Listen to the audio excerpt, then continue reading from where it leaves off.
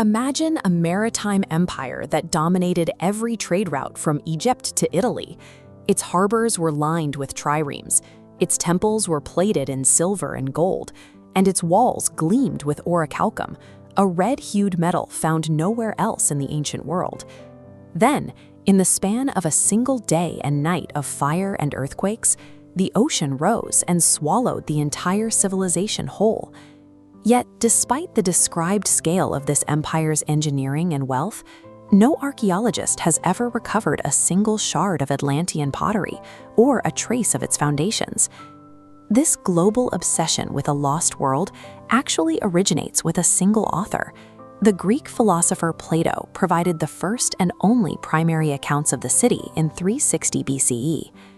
To determine if Atlantis belongs in our history books or our libraries of fiction, we have to conduct a forensic audit of Plato's text, testing his specific geographic claims against the physical laws of geology. Plato provided a clear map for the city's location. He placed it beyond the Pillars of Hercules, the narrow strait we now know as Gibraltar. This puts the continent in the center of the Atlantic Ocean. This is the urban layout he described.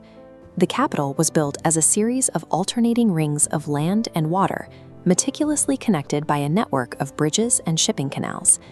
His account concludes with the island's total subsidence, claiming the entire landmass dropped vertically to the seafloor in less than 24 hours. This animation shows the lithosphere, our planet's rigid outer shell, divided into massive tectonic plates. These plates do move, but on a deep time scale, grinding and shifting over millions of years.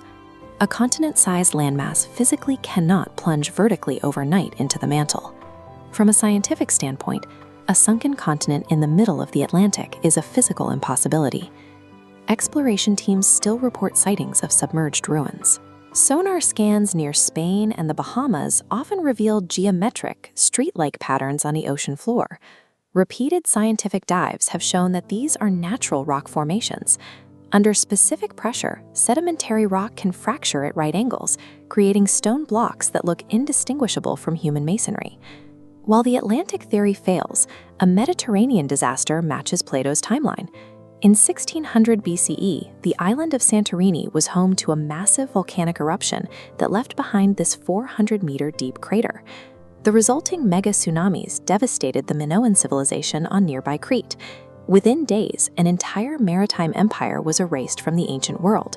The Minoans were incredibly advanced, utilizing multi-story architecture and indoor running water. Their sophisticated culture provided a real-world template for the legendary Atlanteans. The Atlantic city may be a myth, but the sudden cataclysmic erasure of a Golden Age civilization was a historical reality. Historians believe Plato utilized the cultural memory of the Santorini disaster to ground his story in a sense of lived truth. Plato intended the story of Atlantis to serve as a moral allegory. He used the city's destruction to illustrate the inevitable collapse that follows imperial arrogance and the pursuit of infinite wealth. His writing warns that when a society values its technological power over its moral foundation, it becomes vulnerable to its own destruction. This ancient warning remains relevant as we face our own era of rapid technological growth and environmental instability. The endurance of the Atlantis myth lies in its role as a mirror. It forces us to recognize exactly how fragile our own civilization remains when measured against the Tower of the Earth.